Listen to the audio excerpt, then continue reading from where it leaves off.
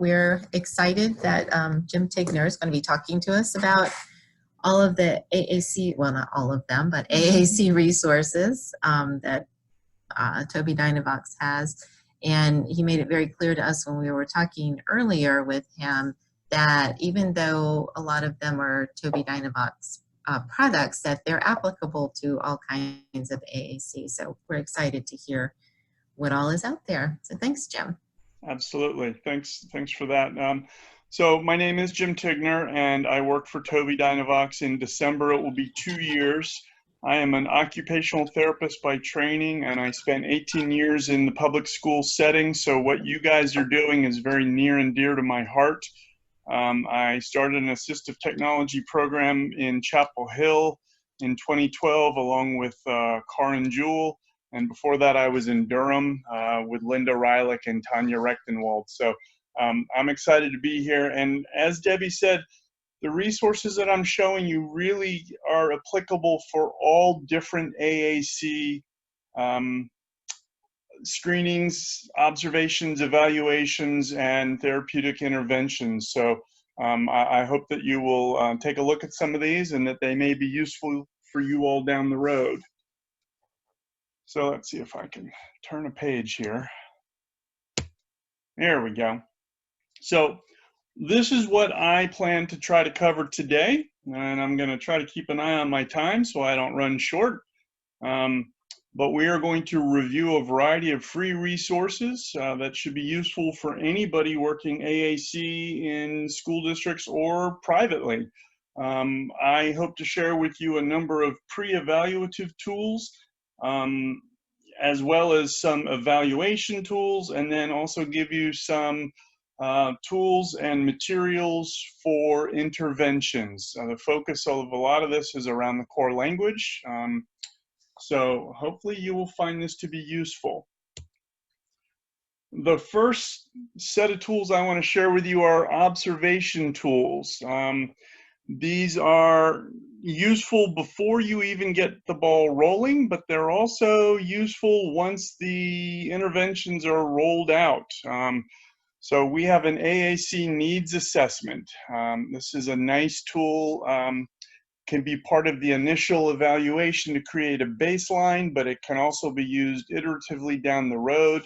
And what I'm going to do is I'm going to pull up each of these forms and just kind of let us look at them real quickly. Let's see, that's not what I want. There we go.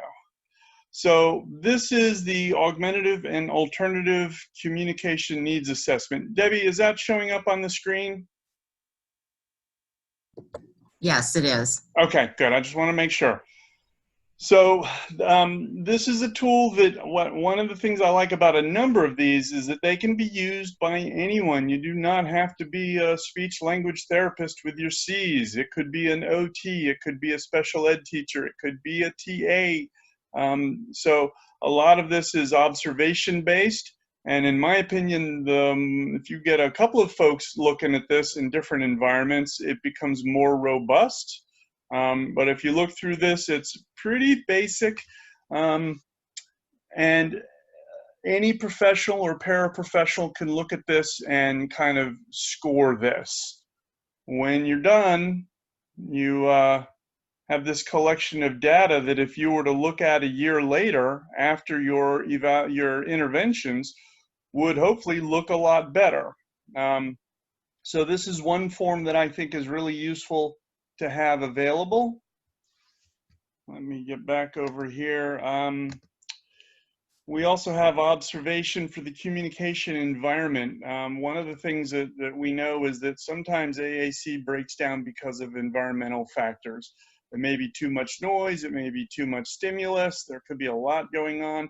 It could be that the person working with the communicator doesn't wait long enough.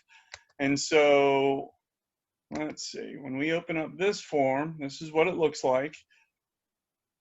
And this is something that I would use across environments. I would try to use it in a couple different locales.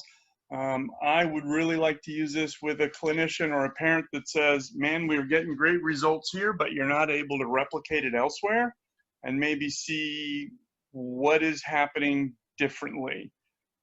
So this lets you look at communication partner behaviors, and none of us ever want to believe that we're the ones maybe contributing to part of the problem, but sometimes we are. Maybe we're not waiting long enough, we're not offering appropriate choices, we're asking open-ended questions.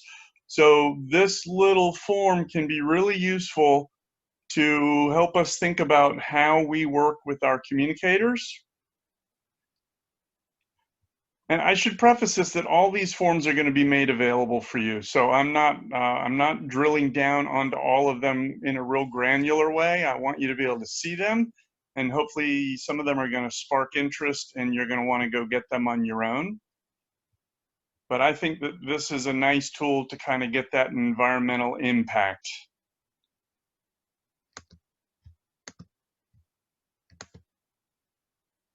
So we have a couple of evaluation tools that we make available, and this is not comprehensive by any means. And Debbie had mentioned that there's some other tools that you guys have already talked about, and I don't want to rehash those. So what I'm going to offer you are a couple of forms, checklist, activities that could help you assess an individual's needs for and ability to use AAC. So before we even get to the evaluation, we do have some screening tools. We have a communication success screening. And again, what I like about this is it can be utilized by any staff or caregiver. We don't have to pull in our speech therapist yet. And now this could totally be appropriate to have a speech therapist do it, but it's also useful, I think, to get data from a variety of folks working with your kiddo. So this is a pretty simple checklist, and your caregivers will go through this. Some of this they'll do with the child present, some they'll do on their own. I like to give this to family members, particularly if they have a different idea of how successful the child might be at home. Sometimes when you compare these with school-based responses, you get a really big difference, and that opens up a place for dialogue. So this is interesting in that they have you check yes and no, and at the end they have kind of a rubric where you count the number of yeses, and if you have 5 or more yes responses, then this individual might be a good candidate for AUGCOM.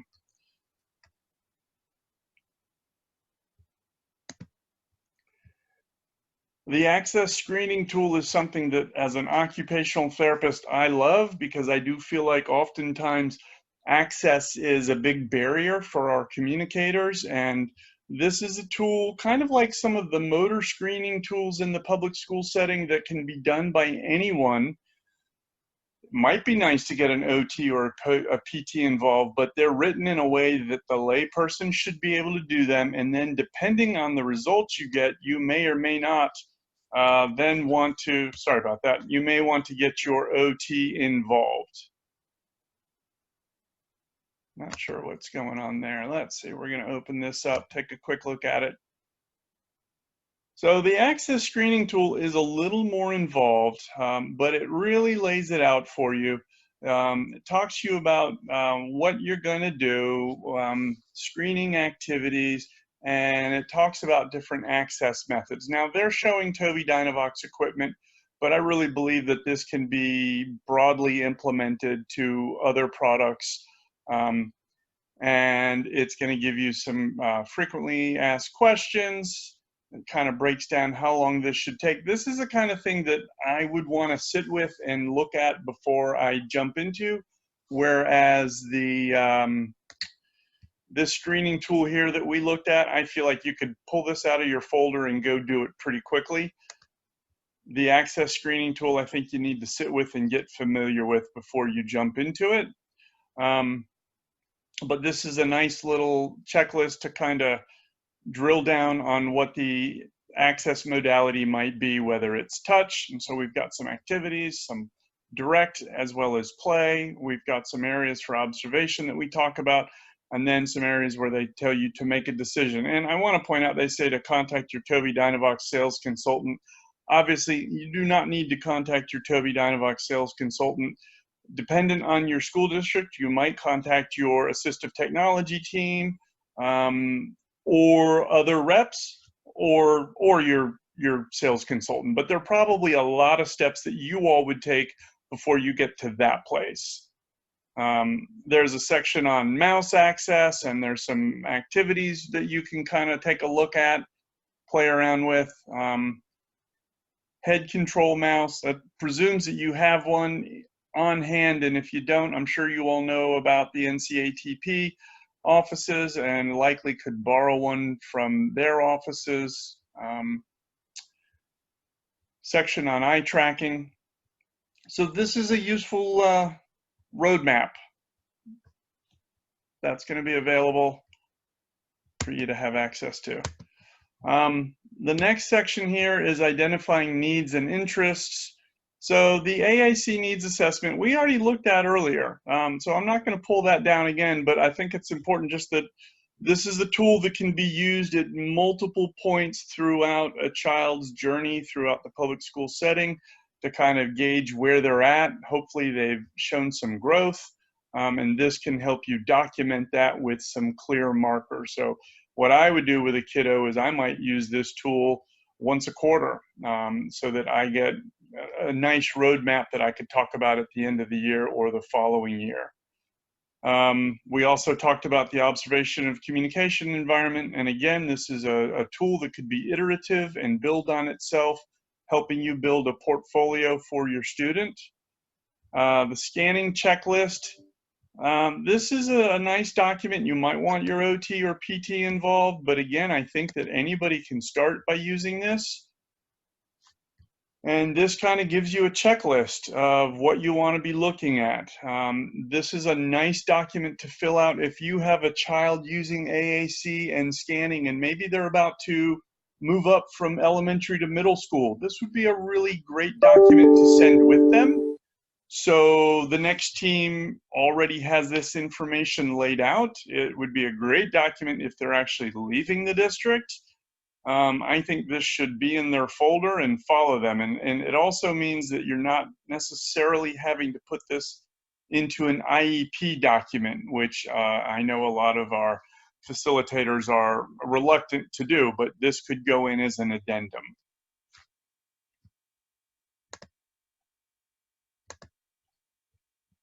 Similarly, the direct selection, this is going to give you another kind of a profile and help you get a sense of what your kiddo needs. Now, I don't know, Debbie, if you guys have talked about these concepts of touch enter, touch exit. I feel like other companies may have slightly different names for that, but I think that they probably offer similar features. And just the touch enter is this idea that if I am touching a screen, I may have really good precision on the landing point, but I may have some motor overflow and drag.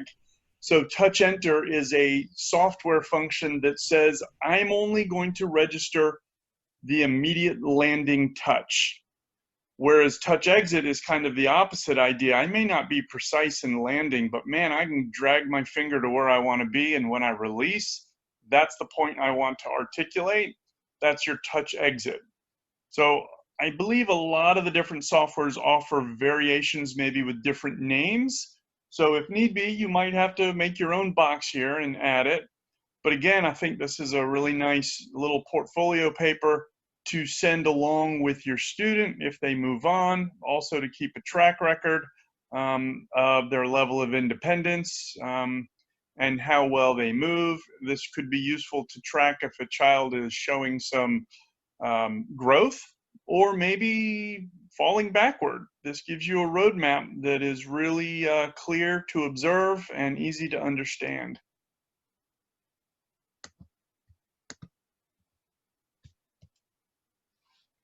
So all of those forms are available on our website. In order to get them, there are two accounts that have to be made. One is a mytobiidynavox.com. That is free, and then underneath that there's a green link. Actually, I think it starts out as white until you actually make it professional, but you would go in and enter your data for professional. And if you're a speech therapist, it's going to ask for your ASHA number, and if you're not, you're going to pull down the radio button and you're going to pull down probably other, which is what I did as an OT before I worked for the company. So if you're a speech therapist, you get immediate access to all of this stuff. If you're an OT, special ed teacher, anyone really in the education setting should be able to get this professional account. It may take a day or two for it to be approved, but it will be approved. And if you run into an issue, I would ask you to email me. Once you've done that, then you can log into my Tobii Dynavox, go to the professional account, and those forms that I just showed you are all there for you to be able to download, print off, upload into Word. You can change a lot of them and edit them as need be. The other advantage of the professional account is it allows you to download free copies of some of our AAC software for your own device, either an iPad or a Windows 10. So just know that that's out there as well. Snap Plus Core First could be loaded. We also, on that professional account, have a number of implementation ideas.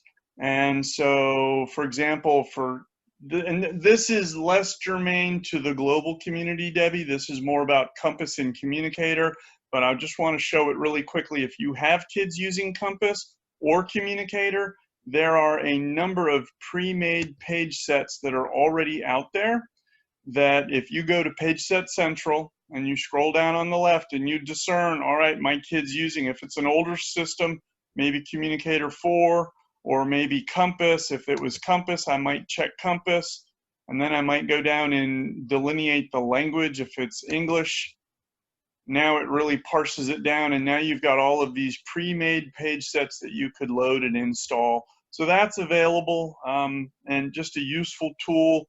People have made page sets that they share amongst themselves.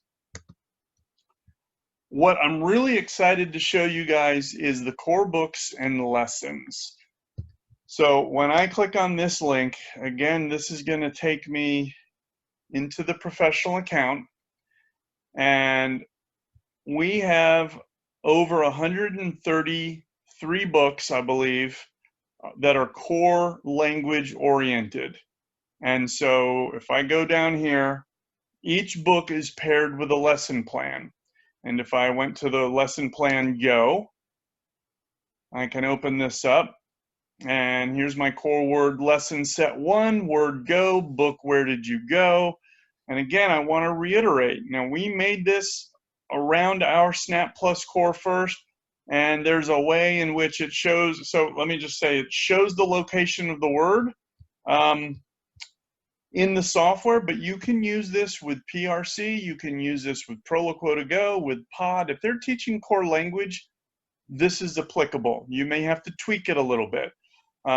But if I step back out of this lesson and now I go to my book, here's the book Go, Go, Go. And this is a basic picture book.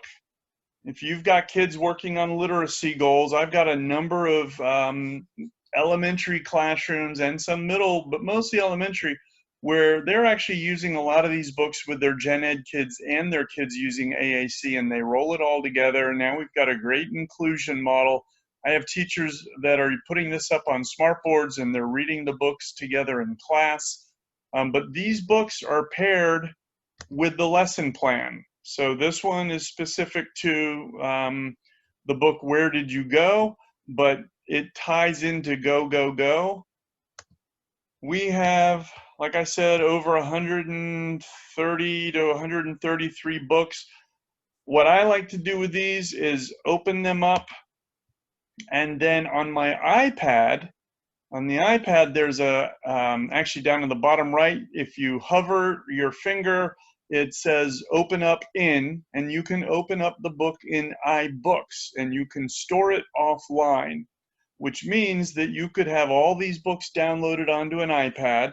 You can also save them on a Windows computer as a PDF, and then you don't have to log into my Tobii Dynavox every time you want to access them. I've got a couple school systems that have printed these off, and they've got in-school book binders, and they get them bound and they send them out to the classrooms. So these are available for free as a really great resource to teach core language. When I'm in this window. This lets me download the book. And I believe if I do that, yep, I can download it as a PDF and save it wherever I want. So really tremendous tool, should support the instruction for core language.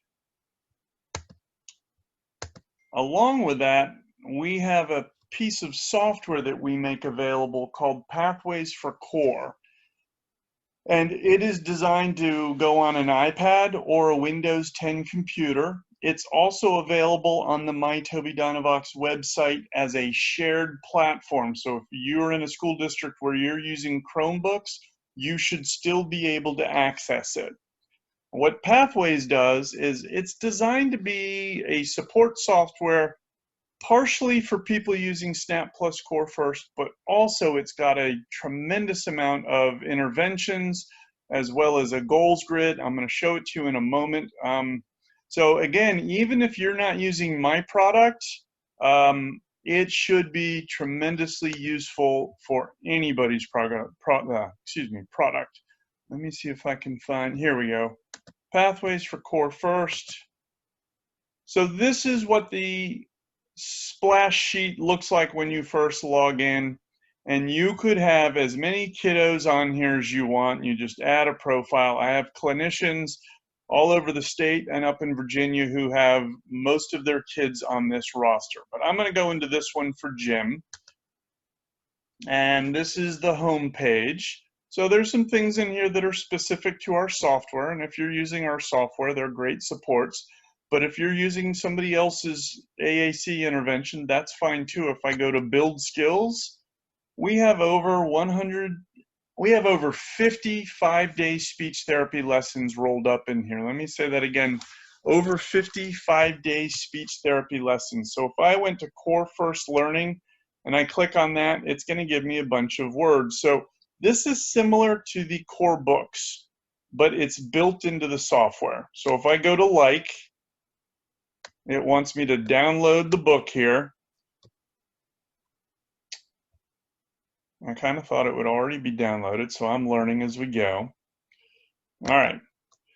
So here is our Core First Learning lesson at a glance. The objective is to find, use, and read the word like. Now, this is the part where it's a little centric to our software in that it shows you the location of the vocabulary. So you would have to kind of recreate this if you're using a different AAC intervention set.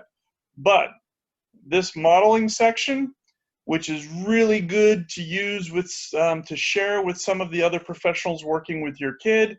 Sometimes I think if we've been in this work long enough, some of this stuff feels kind of like you think everybody knows it, and it's good to have reminders.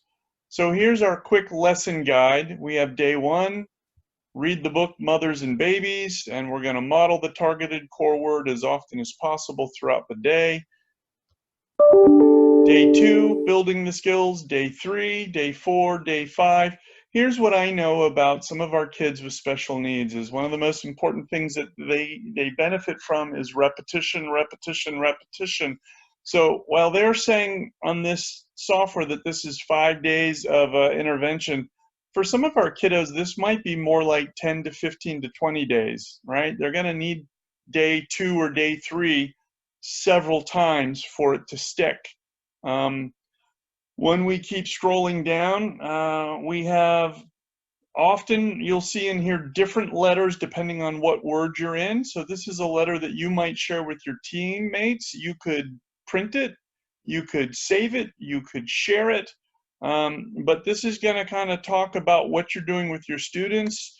I have some folks that download this and then they change the name of the software to represent whatever they're using. But it's a nice way to communicate with your team that's already set up and ready to go. Here's a breakdown of day 1. And if I keep going down, there's day 2. Some dialogue for the instructor. And if I keep going down, I'm going to get to my book. So we have about 1/3 of the books that I just showed you in this software. If I X out of my core words, I could also look at expanding vocabulary, teaching actions and nouns. Now these videos will pop up. Expanding They're usually vocabulary about is a much minute more than or learning where. two. And if you hit X, it closes out. There was also a little blue box down at the bottom that you could say don't show again. So if I were to go to object names, some of this may be useful in other software. Some of it may be germane to ours, so you would need to look more closely at that. And I don't want to drill down too deeply on that, except that it kind of gives you a template for building the skill. And you might have to apply some clinical reasoning to help it fit with another AAC intervention, but I think it's laid out there and could be useful regardless. I'm not going to go through all of these, but I just learned this recently, that I can also view this alphabetically. And right now we're lumped into larger groups, but when I break it down, it really kind of spells out what you're working on. So that's a great way to look at it also. Customizing core first, that's really geared towards our software, but top tips is something that everybody should find useful. I really like to recommend this software to families if I'm working with the child and ask them to take a look at some of these pieces. So for example, this section on modeling, we have a piece on what is modeling. And so you got a cheat sheet, and you could print this and share this with your team. You could send this home to caregivers. We also have providing a positive communication environment. I'm going to hit don't play this again. There's a short video on that, but we also talk about what is a positive communication environment and show me some examples. So if we go into show me some examples, this breaks down into different areas. So maybe we should assume competence. So we're going to get a video. And again, Evidence tells us that people often underestimate the intelligence and abilities of individuals with communication impairments. Hey, how's it going with this? This is too hard for her. She's never going to learn it. That statement was shocking, wasn't it? Gratefully, most people wouldn't say that in front of the individual. However, we know that attitude will likely impact opportunities provided, expectations, and progress. Hey, how's it going? We're learning this together. She's got this. This interaction acknowledged the work ahead while expressing confidence that progress would be made. That is assuming competence. So one of the things that I love about that video, and this will sound silly, but it's under a minute. And I feel like I could send this to a parent or a teacher that I'm working with or another clinician and say, hey, could you watch this? And they're not going to feel like I've just taken up half their day. And a lot of the things that are built in here are really short and sweet. They get to the point. So these are really nice tools to send to different people in the team who maybe need those messages. We also have this section on looking for success. And here we have some tools around that, as well as a cheat sheet. So this is, again, useful to send out to the folks working with your kiddo. I think that we've all run into, excuse me, folks who are having a hard time finding that success. And so sometimes having it spelled out is useful. Again, you can print this straight from here. You could save it to your hard drive, or you could share it. The last little section here that I want to show you that I really love is the goals grid. So again, I've told you guys I'm an occupational therapist. I'm not a speech therapist.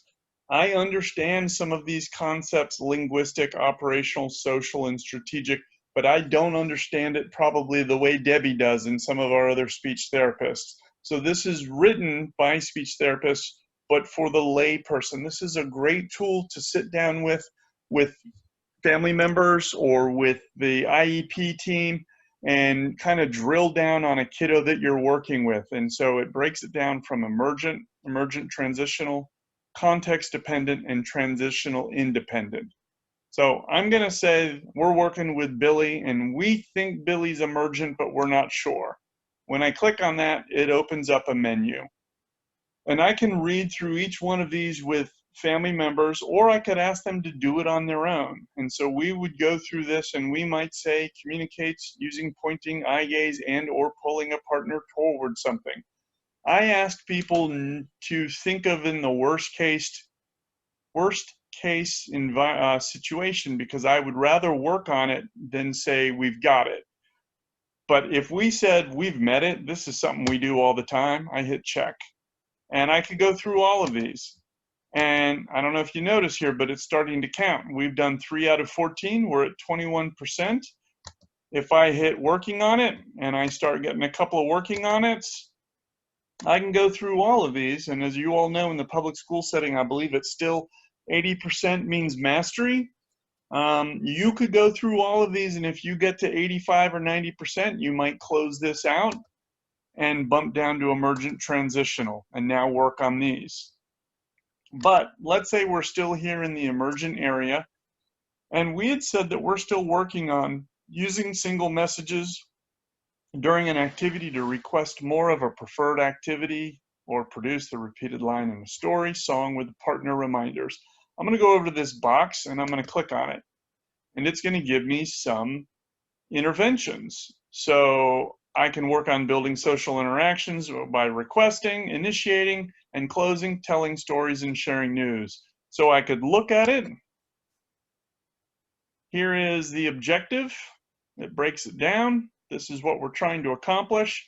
This is the preparation. And again, this is geared with our software in mind, but I believe that this is applicable to anybody's software or paper sets. And here's our quick lesson guide. Obviously, you want to kind of customize and individualize to the student that you're working with. We've got another section on modeling and skill building. This really lays these tools out for folks to do. We have families that live in remote areas that don't really have access to speech pathologists, and maybe they're doing different things in the schools, and we have families implementing these. So again, really written with the layperson in mind, but well researched. We even have a section suggesting good carryover. Here's the letter that they're suggesting that you might want to use. Again, you could tweak that. So multiple lessons pre-set up. I think that using this goals grid, you could really have this as a framework for the IEPs that you're writing on that are still communication specific, but not AAC product specific, which, in my time on IEP teams, we often had families that wanted us to write devices into the goal, and we'd have to try to explain why we didn't write devices in. But when we're targeting these goals, I think everybody kind of understands what we're trying to accomplish, and that push and pull for putting the device in the IEP no longer feels as crucial. So these can be a great roadmap or rubric to kind of help guide your students' growth as you move along. Let me come back out and show you back here in the,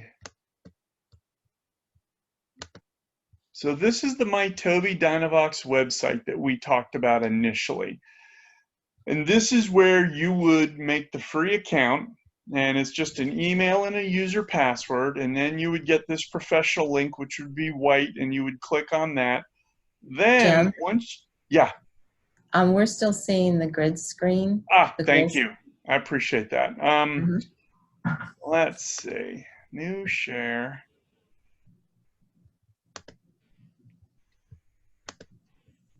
It's good to hear your voice too. I was worried I was talking to myself.